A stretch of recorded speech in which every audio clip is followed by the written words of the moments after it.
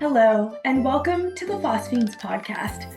I'm your host, Krista, and joining me today is Trey Delver, a talented young rider who competes in Indigenous relay racing and Chuckwagon racing. He's going to share what it feels like to gallop a thoroughbred ex-racehorse around the track bareback and what life is like on the road. Trey, thank you so much for joining me today. Yes, thank you. Pleasure to be here. Now, for our listeners, can you just give a little brief introduction of who you are and what is it you do?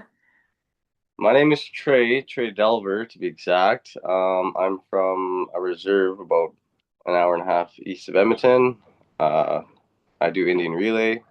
I've done it for the past, I don't know, I'd say 6 years. And then last year, I just got into the the Chuckwagon scene. I'm now an outrider, so I kind of dabble in both whenever I can, of course. But I'm mainly focusing on outriding this year, and then try to further my career in that. And then relay. I definitely do want to get back to it one day, but it's just I like to explore different things. So, and this is one of them. Now, these are both very fast, exciting, dangerous horse sports. When did you get into this for the very first time, and had you always grown up riding horses? I like I said, I got into outriding last year. As for like the relay, I think it was about 2019. I raced my first thoroughbred, so that was pretty exciting back then. And then once I did it like for the first time, I kind of just got hooked, and it was just I couldn't stop doing it. So then I eventually led to me riding year after year and just learning. And then as for like growing up with horses, I didn't really grow up with them directly, but I had a buddy of mine, my brother Dominic. We kind of grew up together playing hockey and whatnot. So then we I would go in the summers, right? I'd go to his farm in the summers and ride horses every now and then, but I would never ride bareback. And then, like I said, 2019 was my first bareback thoroughbred. Now, for those of you who are not familiar with Indian relay racing, let's just give a quick little description of that because it's such a unique and a really cool sport. So, how does it work? It's pretty exciting. I mean, like it's one thing to watch a video, but if you're actually there, you can feel, you can feel the energy, you can feel the excitement, I guess. And it's so we start with one horse, and we go around the track, obviously, and then we exchange. So we come in on that horse we just did the lap on, jump off. A lot of the guys now come in at pretty high speeds, so we jump off, decent speeds. And then we have the setter, like the team. The team is really important too. There's three guys on the ground. There's a catcher, a setter. Well, the setter is the one that holds the next horse for you. The catcher is the one that catches the one you just get off of, and then there's a back holder. So the back holder is actually really important too. He has to help set up that horse for the next exchange there. And then as you jump off, you want your horse standing, and that's where the hours of training comes in, the preparation and 3 laps, 3 horses in the typical race.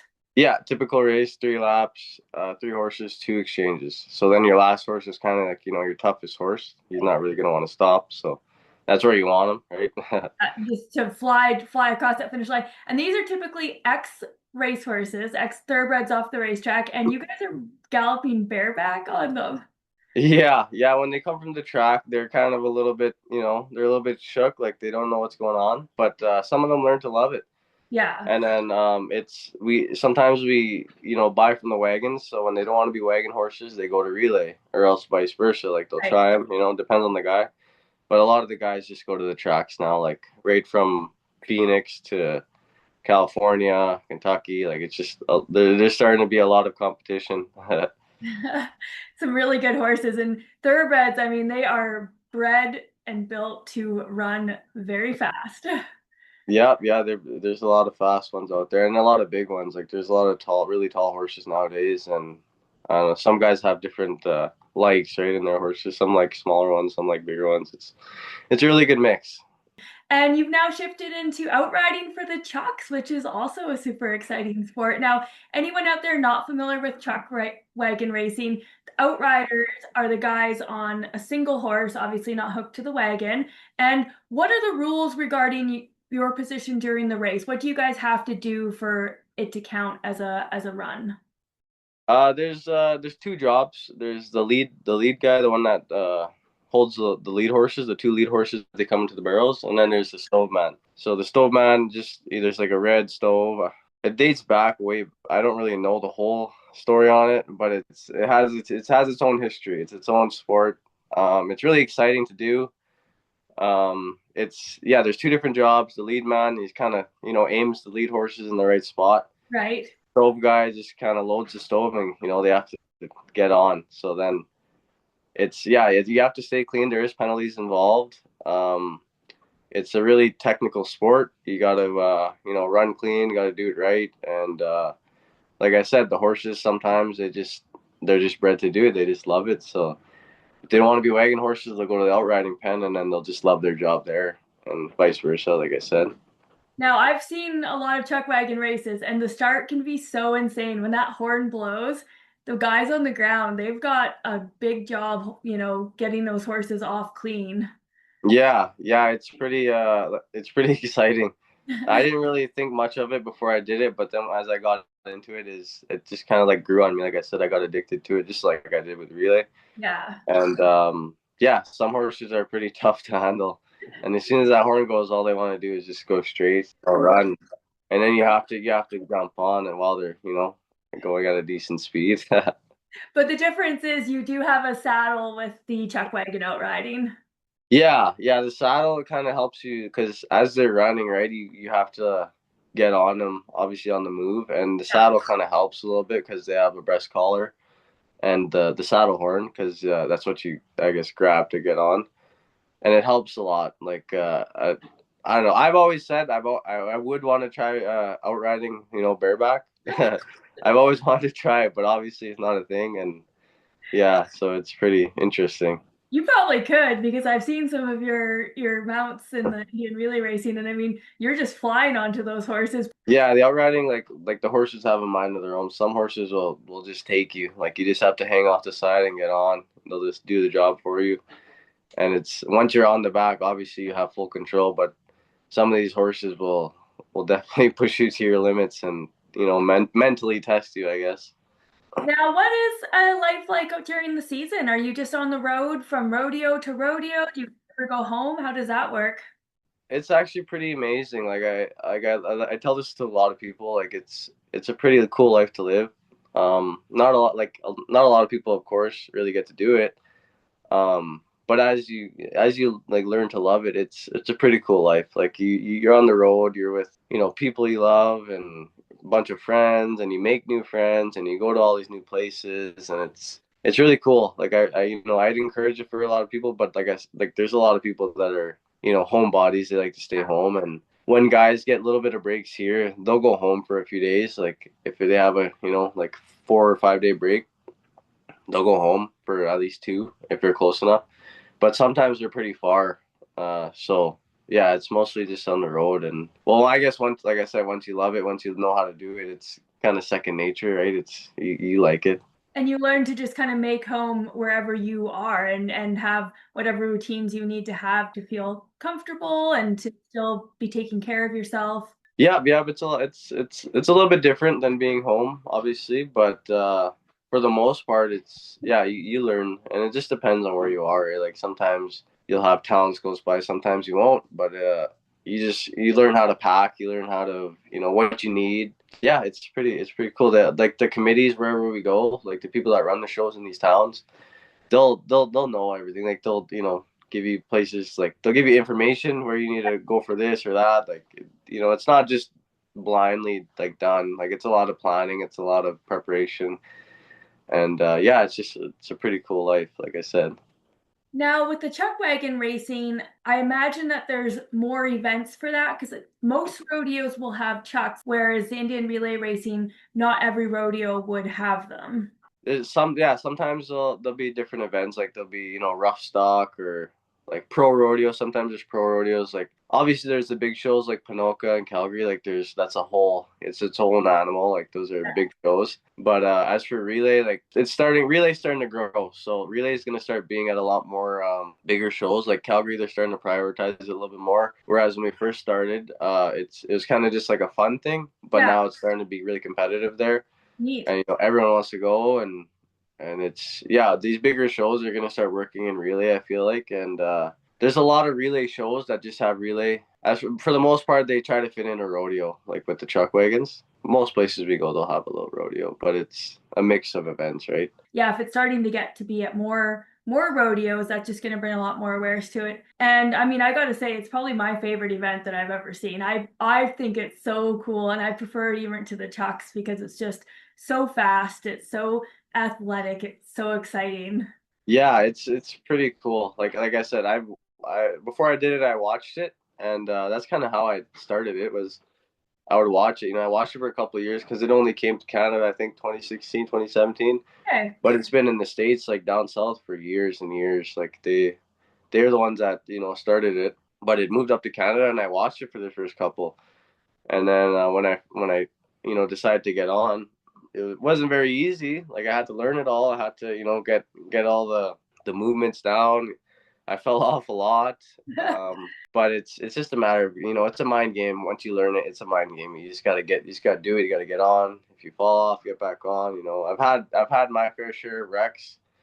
I've got rolled on. I've destroyed my knee, destroyed my ankle. Like it's pretty dangerous, exciting sport. But if you don't really got to think of that when you're doing it, obviously. And it's really fast paced, really really hectic. Do you ever feel nervous before the start of the race, or are you usually just super amped up?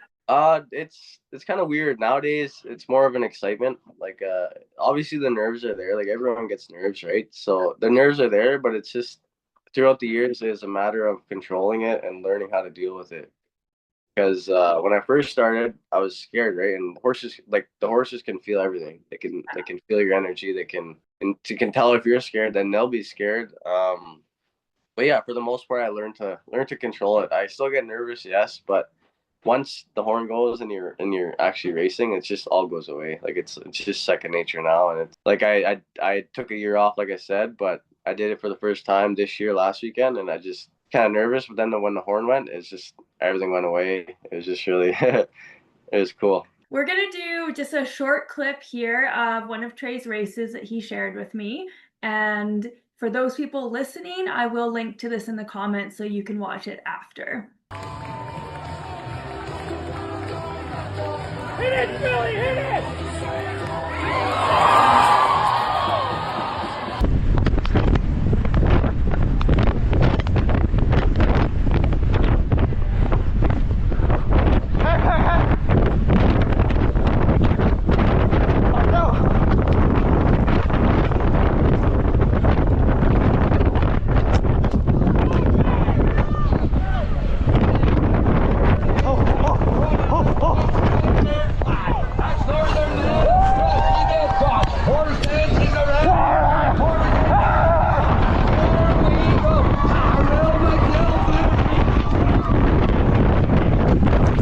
Cool, that's super exciting. Now, what Chuckwagon team are you racing with this year?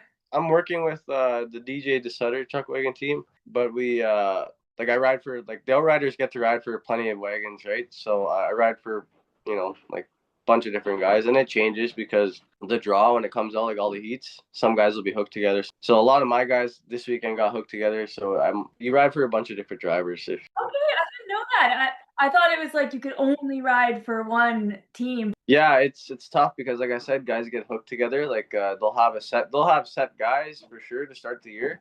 Yeah. But as the year goes on, the placings go different. Like I said, this weekend I kind of got screwed because my guys got hooked together, so I lost a couple rides. But it all works out in the end, and yeah, like there's not a whole lot of outriders, so then like guys are looking, right? Like if they lose a guy, they'll ask. Like it's a matter of just figuring it out as the days go on. Interesting. Yeah, that's something I didn't know. And man, chuck wagons are crazy. You couldn't pay me any amount of money to ride in one of those. Yeah, it's a different sport. It's like I said, it's interesting. Like when people don't really know what it is and then they watch it, it's interesting. And then you got the next level, you know what I mean? Relay, that's really exciting. And then people get addicted to that, watching that. And it's just once you combine them, it's just a really cool show. Like starting to be really, like I said, relay's getting bigger. It's starting to really get its spotlight, I guess, if that makes sense. I think that's really cool and it's much deserved because it is an exciting sport. Now, what do you do in the off season? The off season, I operate heavy equipment and I also do roofing. So it's like I kind of wherever I don't really have like a set. Like I do a lot of things. Like I also play hockey. If I can find some time to do that, I'll play hockey. Like I played since I was 3 years old, so I'll play in a competitive league somewhere. But if I can't, then yeah, it's just usually working. I'll work in the trades like oil field or like I said, I kind of do whatever. It's not so much an off season, but just doing different things. Yeah, yeah, definitely it's different things. If we could race all year round, I would definitely choose that. Is it possible to travel down to the States to ride, or do you run into problems with like work visas and stuff like that? It's with the racetracks you can, but I'm not that small of a guy because the jockeys are really small. Yeah. So yeah, I mean, if I lost like a extreme amount of weight, I could go probably try jockey on the track and race down south. But I can't get that small anymore, so it's hard to go riding down there. It's hard on your body to do that. It takes a real big toll. Those guys definitely pay a price later on in life for. Yeah, they have to stay really light. Like I think it's like 120 pounds or like 115 or something. They have to stay like down there. And with like the outriders, for example, weight isn't so much a consideration. Yeah, yeah, it kind of fluctuates. Like obviously you don't want a big dude, but Yeah. and for the most part you need to be in shape, right? Like because a lot of these, like I said, they test you mentally, but the mental part only comes after you're in shape, right? Like after the physical part comes, but that comes with riding more and more. You just got to ride horses. Yeah, you can be muscly and stuff, but like if you're not riding shape, then it's a little bit different. It's Have you had any horses that really pushed you to your limits? yeah, with both relay and wagons. Like wagons is a little bit tougher because, like I said, there's penalties. So it's a little bit tougher. But yeah, I've definitely got pushed to my limits. Relay, I like it a little bit better just because there's no, like, there is kind of like you'll get disqualified if you do certain things, but Yeah. for the most part, it's get on and go and worry about your own horses. But with the wagons, it's really technical. I think it's really neat to have a place for these ex thoroughbreds to go because, thoroughbred racing isn't for every horse. And it's nice that they have something that they can go do where they can still run, they still, are competing, but it's just a different environment than the high level racetracks. Yeah, it's like a second chance, right? Like when guys don't want them at the racetracks, like they I don't know, like some guys get problems with them, like they don't want to be a racehorse there anymore, right? And then they'll just learn to love something else. Like for example, relay. Like some horses will come from the track and not even so much that they're rejects. A lot of guys will just spend the money to go buy them, right? Like they'll just want that specific horse, so they'll spend that money, and they could still be running on the track, but they just want that horse, so they'll buy them, and then they throw them into relay, and then they just become naturals, and they just love it, like because you can't really. I don't know. You can train a horse to come in and stop, but like if they don't want to do it, they don't want to No, stop. They're not gonna, right? no. Like How long do you foresee yourself being able to do this for? I honestly don't know.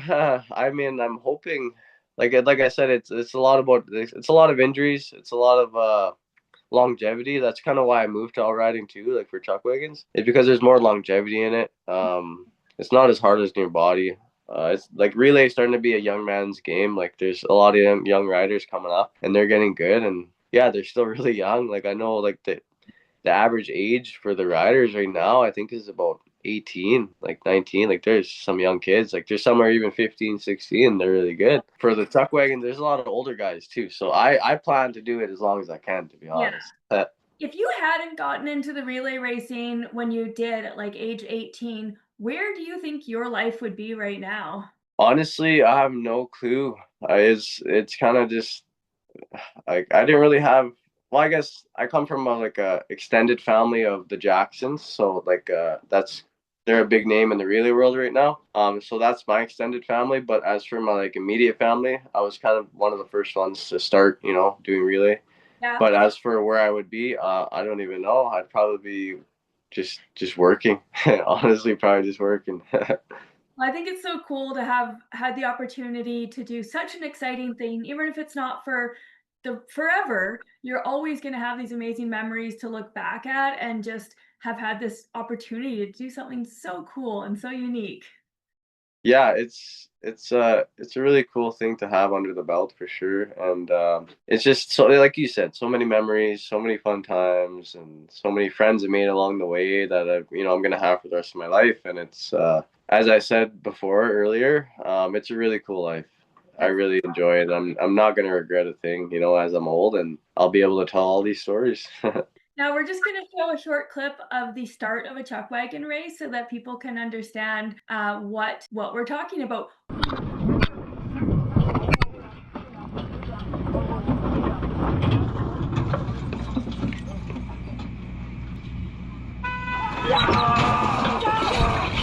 the sound of the horn, and we're underway. There's a nice smooth turn. Redline athletic. And good road line, but he might have company. Evan McGee with higher craft. He's going to jump off behind him.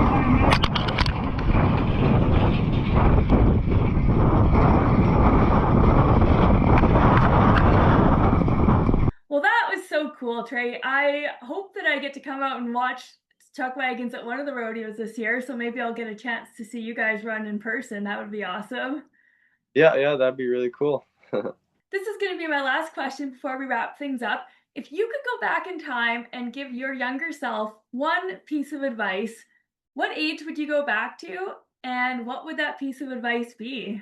It would probably be when I'm just getting into my teens because, and I guess the advice would be is to, try new things, keep trying new things. And if you fail once, keep doing it and just try really hard at everything you do until you succeed.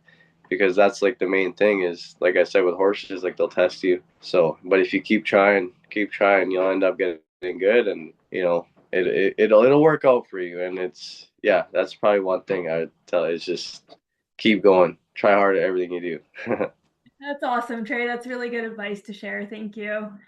Okay, well, I hope that you have such a good, safe season. I'll definitely be keeping an eye on your races on social media. Thank you. Thank you so much for coming on and sharing some of your exciting adventures with us. Yes, for sure. Thank you for asking me. And to everybody out there listening, I hope you enjoyed this conversation. And if you're able to go out and watch some of these events live, I highly recommend it. It's so great to support the horses, the riders, the teams, and it really is just so exciting in person. We will see you next time on Phosphenes.